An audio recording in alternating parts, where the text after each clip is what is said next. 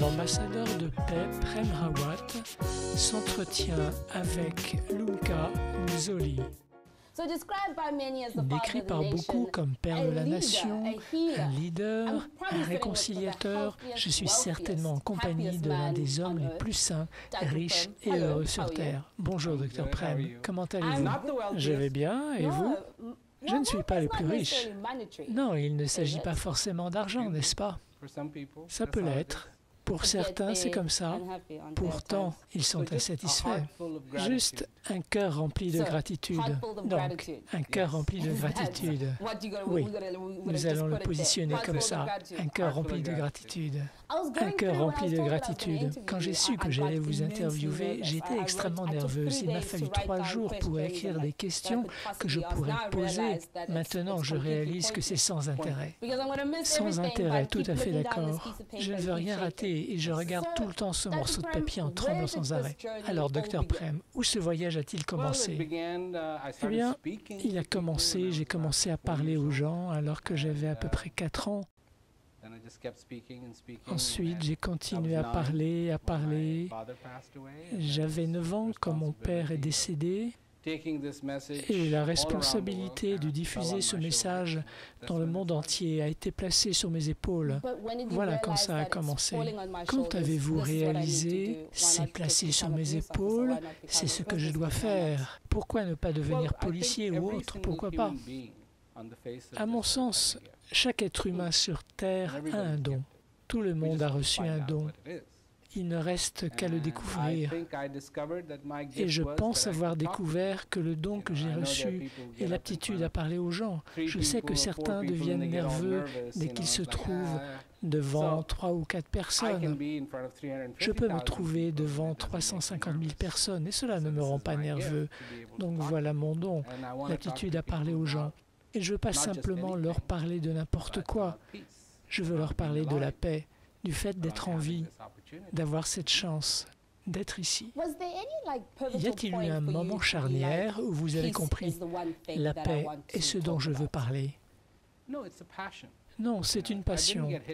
Je n'ai pas reçu un coup sur la tête pour soudain m'éveiller en voyant des intenses lumières et me dire « d'accord, voilà ce qui va se passer à partir de maintenant ». Non, c'est une passion. Et quand c'est une passion, elle grandit avec vous et vous grandissez à l'intérieur. Et j'aime vraiment déclencher ce petit sentiment à l'intérieur des gens au sujet de la paix. Je n'écris pas mes discours. J'entre en scène et je dis ce que j'ai à dire et ça vient de mon cœur. Donc si je dis à quelqu'un, au fait, ce qu'ont oublié les êtres humains, c'est leur humanité. Je l'ai déclaré lors d'un de mes discours et je me suis dit, c'était plutôt bien. C'est vrai. Ensuite, j'ai parlé de ça et c'est ce que c'est.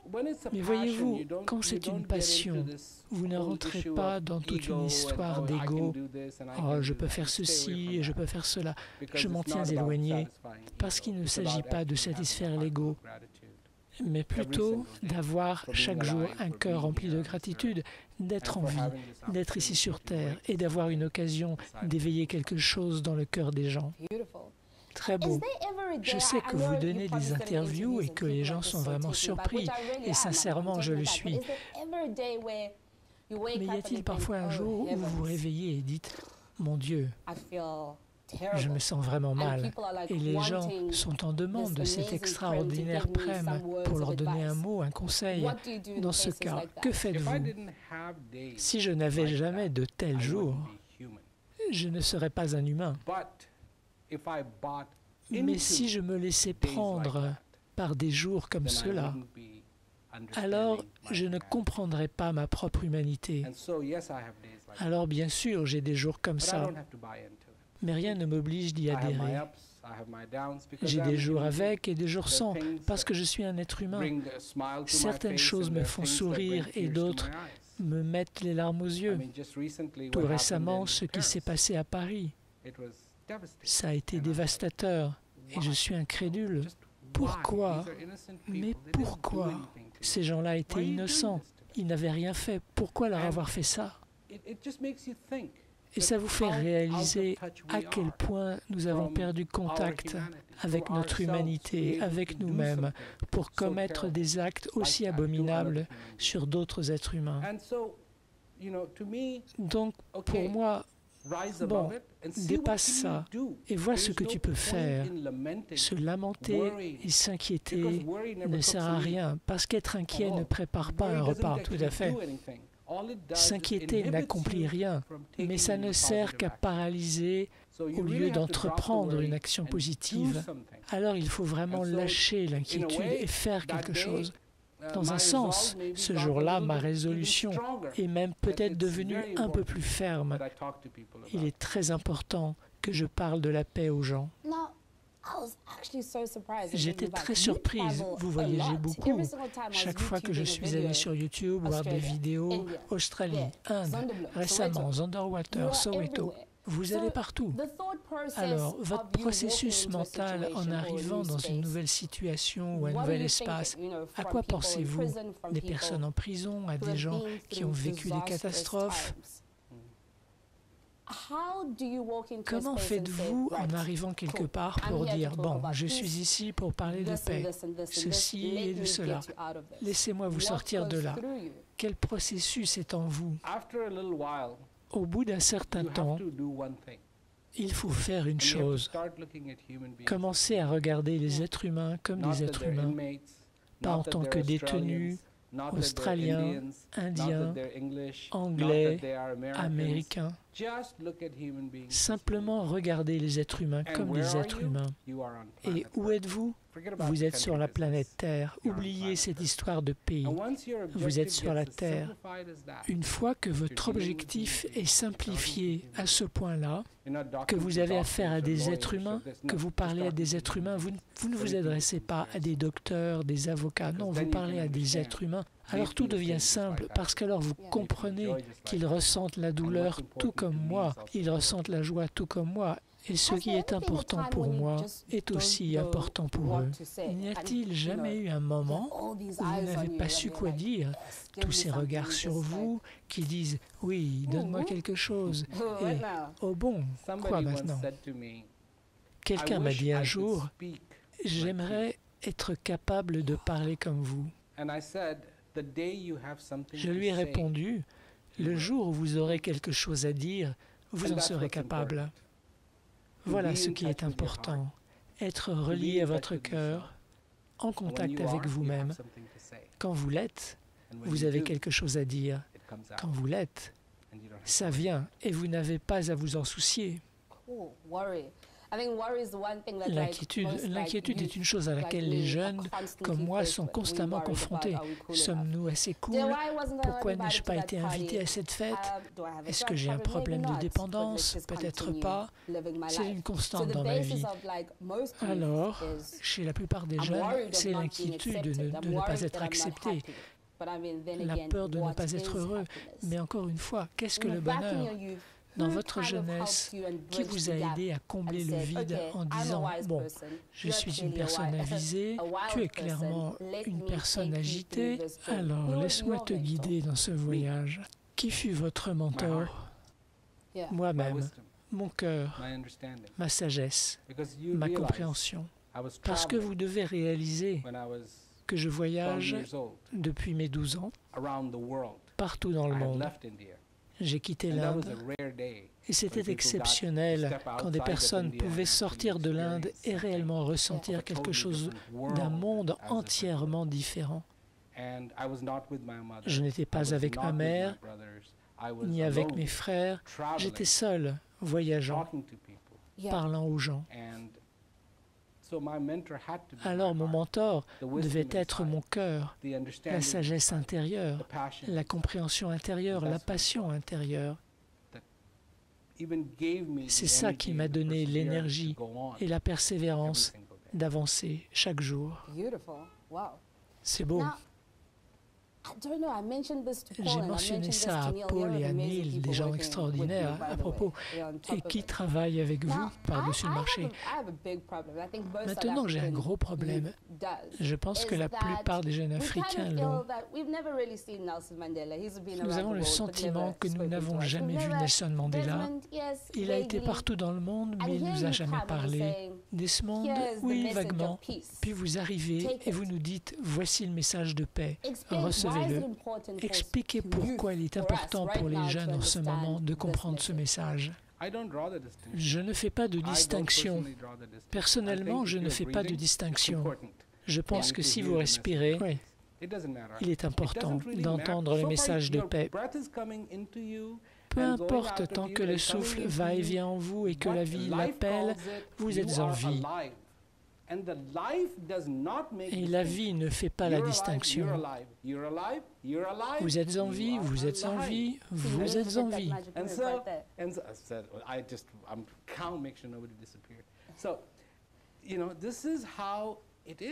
Donc c'est ainsi.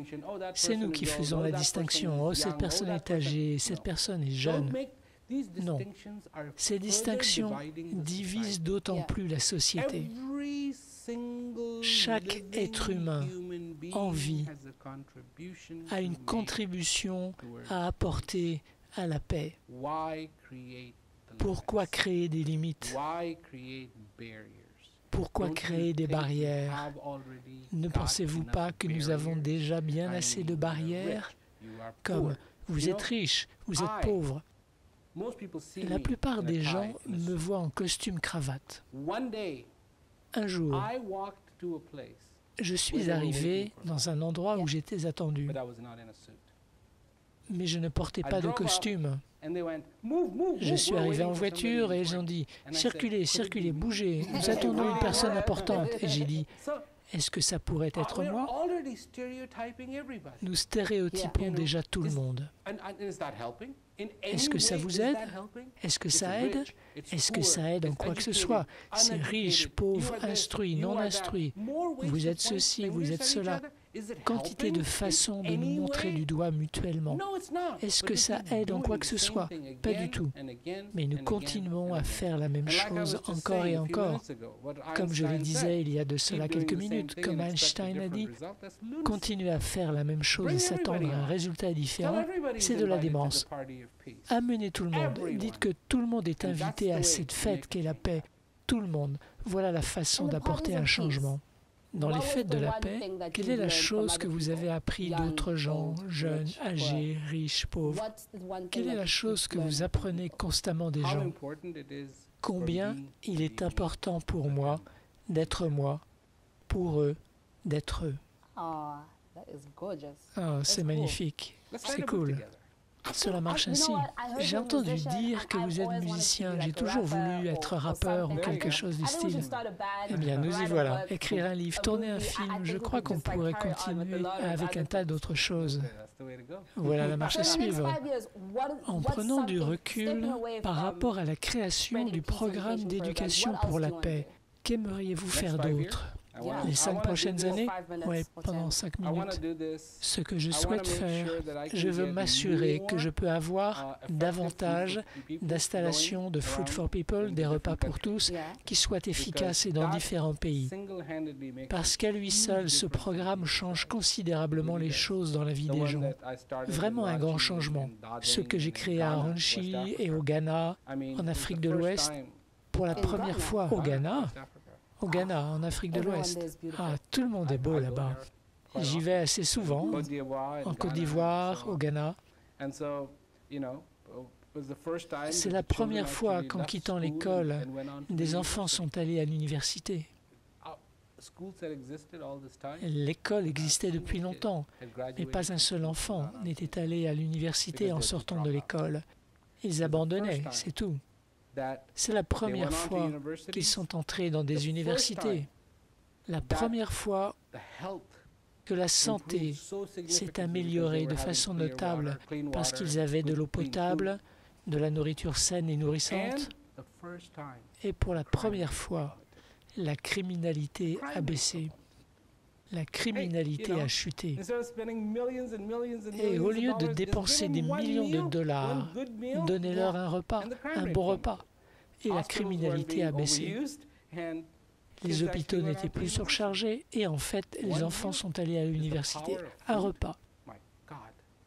C'est le pouvoir de la nourriture. Mon Dieu, oui. Et je cultive la paix, la prospérité et la dignité. Premièrement, la dignité, bien sûr. Notre devise à la Fondation Prem Rawat est dignité, paix et prospérité. S'il existait une personne que vous aimeriez rencontrer et avec laquelle vous aimeriez dîner, qui et pourquoi? Une personne que je voulais rencontrer était Desmond Tutu. N'est-il pas extraordinaire? Et j'ai pu le rencontrer. Oh, je dois faire ça. J'ai eu l'occasion de le rencontrer. Je l'ai rencontré l'année dernière. Ensuite, je l'ai rencontré à nouveau il y a quelques jours. C'est quelqu'un qu'on a envie de prendre dans ses bras quand on le voit. C'est vraiment une personne remarquable, vraiment remarquable. Je voulais rencontrer Nelson Mandela. Et alors qu'on était en train d'organiser la rencontre, il est décédé. J'étais venu en Afrique du Sud dans les années 70, alors que l'apartheid battait son plein. Pour moi, ce fut un grand choc d'arriver la première fois que j'ai vu 2 toilettes et l'affichage noir, blanc, absolument. Et ils m'ont dit, vous ne pouvez pas faire de rencontre mixte, vous devez faire une conférence pour les Blancs et une conférence pour les Noirs. J'ai répondu, écoutez, ce n'est pas possible. Et puis, qui utilisera quelle toilette? J'ai dit, non, non, ce sont des conférences mixtes. Donc j'ai enfreint toutes les règles. Ils l'ont permis. Ils ne m'ont pas arrêté, car s'ils l'avaient fait, cela aurait probablement causé un gros incident international. Arrêter un adolescent de 14 ans parce qu'il enfreint la loi de l'apartheid. Par contre, ils m'ont mis sur liste noire et refusé de m'accorder un visa pour revenir en Afrique du Sud. Mais bon, vous voilà, des années plus tard.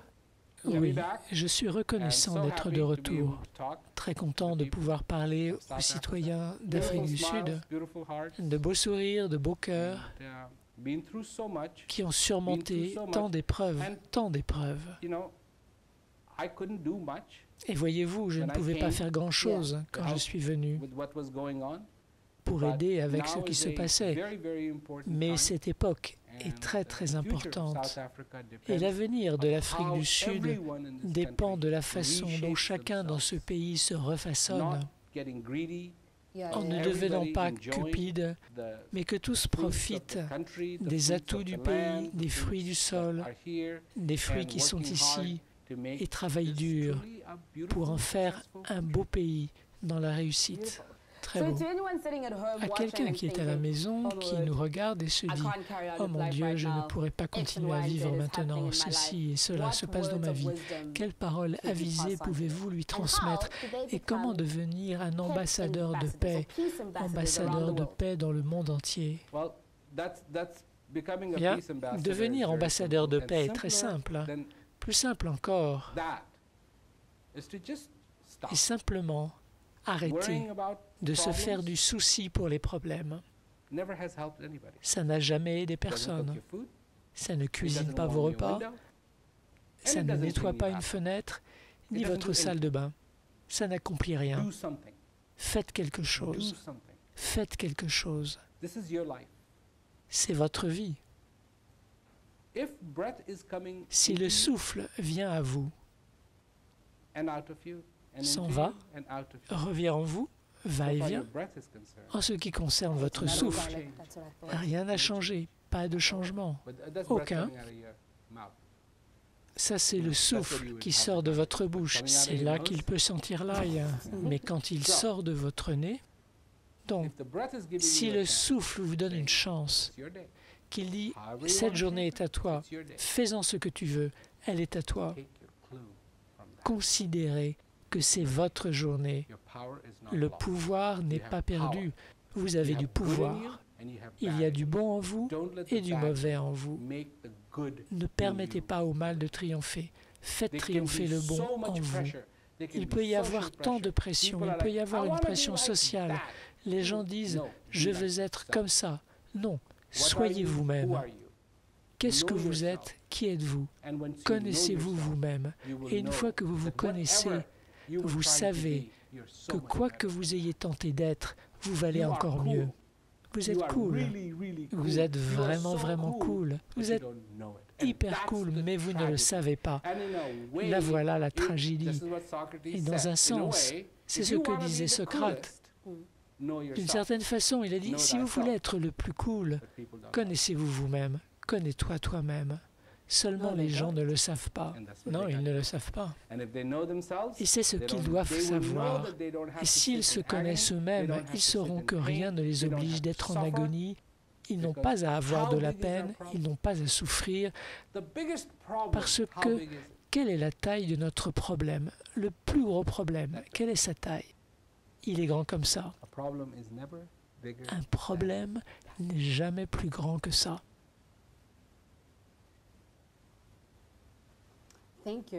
Merci, merci. Ma mère va sûrement être fière de moi. J'ai probablement été plus calme que jamais dans ma vie. Toute l'équipe ici se dit sûrement « Merci mon Dieu ». Je dois l'admettre, je tiens à vous remercier pour ce moment. Parce que je ne sais pas, vous dites jeune, âgé, ceci, cela, nous ne devrions pas stéréotyper. Mais le fait est que bon nombre d'entre nous ont le sentiment d'avoir besoin de conseils. Et où en trouverons-nous? Et certaines personnes, quand j'ai suivi le programme d'éducation pour la paix, on m'y avait inscrit. Je ne savais pas ce qu'était le programme d'éducation pour la paix. Quand vous y êtes, comment vous débarrassez-vous de la colère qui a été votre moteur pendant si longtemps pour la remplacer par autre chose? C'est un processus difficile, enfin, c'est ce que j'ai ressenti. C'est incroyable. La colère est tout simplement dévastatrice. Elle vous tue. C'est incroyable. La colère, quelqu'un déclenche quelque chose, déclenche la colère en vous. Et si cette personne était en train d'essayer de vous détruire, vous lui permettez de vous détruire. La destruction se perpétue. C'est la question que j'ai posée. Si quelqu'un vous fait un cadeau et que vous ne l'acceptez pas, à qui est ce cadeau au final? Il appartient encore à celui qui a fait le cadeau. Il n'est pas à vous. Si quelqu'un vous donne un problème et que vous ne l'acceptez pas, à qui est le problème dans ce cas? Toujours à cette personne, pas à vous. Ne le laissez pas entrer, ne lui donnez pas de foyer, car alors, il vous détruira. Vous détruira, vous détruira. La haine, voilà ce que ça apporte. Ça vous détruira, vous détruira, vous détruira. Vous ne pouvez pas permettre à l'ennemi de gagner.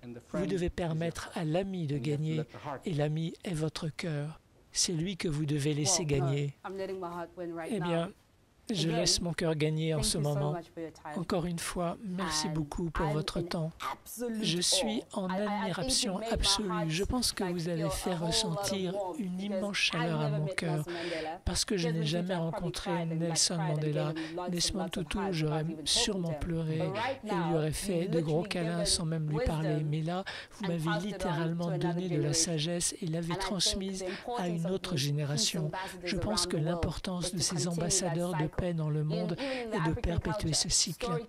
Même dans la culture africaine, des histoires racontées en boucle transmettent la connaissance à la jeunesse. Et en ce moment précis où les choses arrivent pour vous depuis quelques semaines, et j'apprécie vraiment beaucoup ça, parce que vous nous avez donné ce que de nombreuses personnes considèrent comme acquis à notre époque. Merci, merci. Ravi de vous avoir rencontré. Et tout le monde doit se souvenir que l'Afrique est le berceau de l'humanité. Oh oui, et bien d'autres choses, la danse, la musique. Au fait, je crois me souvenir que vous savez aussi chanter. On pourrait faire un remix.